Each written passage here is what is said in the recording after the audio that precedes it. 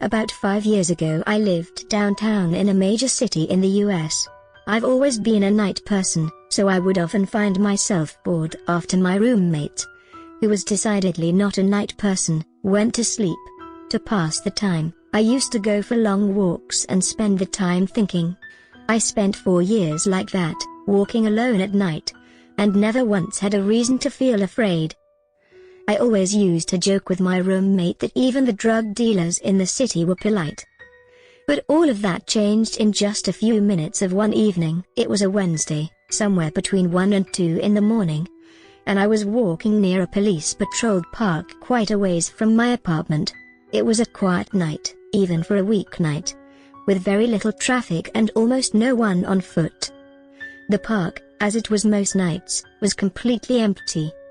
I turned down a short side street in order to loop back to my apartment when I first noticed him. At the far end of the street, on my side, was the silhouette of a man, dancing. It was a strange dance, similar to a waltz, but he finished each box with an odd forward stride.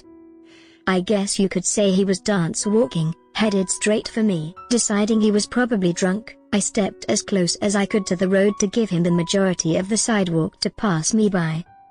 The closer he got, the more I realized how gracefully he was moving. He was very tall and lanky, and wearing an old suit. He danced closer still, until I could make out his face. His eyes were open wide and wild, head tilted back slightly, looking off at the sky. His mouth was formed in a painfully wide cartoon of a smile. Between the eyes and the smile, I decided to cross the street before he danced any closer. I took my eyes off of him to cross the empty street. As I reached the other side, I glanced back, and then stopped dead in my tracks. He had stopped dancing and was standing with one foot in the street, perfectly parallel to me. He was facing me but still looking skyward. Smile still wide on his lips. I was completely and utterly unnerved by this. I started walking again, but kept my eyes on the man. He didn't move. Once I had put about half a block between us, I turned away from him for a moment to watch the sidewalk in front of me. The street and sidewalk ahead of me were completely empty. Still unnerved, I looked back to where he had been standing to find him gone. For the briefest of moments I felt relieved, until I noticed him. He had crossed the street, and was now slightly crouched down. I couldn't tell for sure due to the distance and the shadows, but I was certain he was facing me. I had looked away from him for no more than 10 seconds, so it was clear that he had moved fast. I was so shocked that I stood there for some time, staring at him. And then he started moving toward me again. He took giant, exaggerated tiptoed steps, as if he were a cartoon character sneaking up on someone. Except he was moving very, very quickly. I'd like to say at this point I ran away or pulled out my pepper spray or my cell phone or anything at all, but I didn't.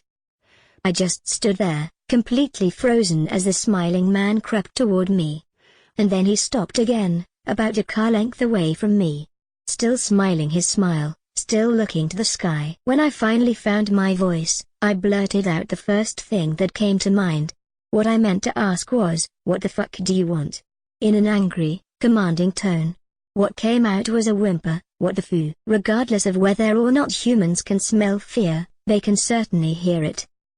I heard it in my own voice, and that only made me more afraid. But he didn't react to it at all. He just stood there, smiling. And then, after what felt like forever, he turned around, very slowly, and started dance walking away. Just like that. Not wanting to turn my back to him again, I just watched him go, until he was far enough away to almost be out of sight. And then I realized something. He wasn't moving away anymore, nor was he dancing. I watched in horror as the distant shape of him grew larger and larger. He was coming back my way. And this time he was running. I ran too. I ran until I was off of the side road and back onto a better lit road with sparse traffic. Looking behind me then, he was nowhere to be found. The rest of the way home, I kept glancing over my shoulder, always expecting to see his stupid smile, but he was never there. I lived in that city for 6 months after that night, and I never went out for another walk. There was something about his face that always haunted me. He didn't look drunk, he didn't look high. He looked completely and utterly insane. And that's a very, very scary thing to see.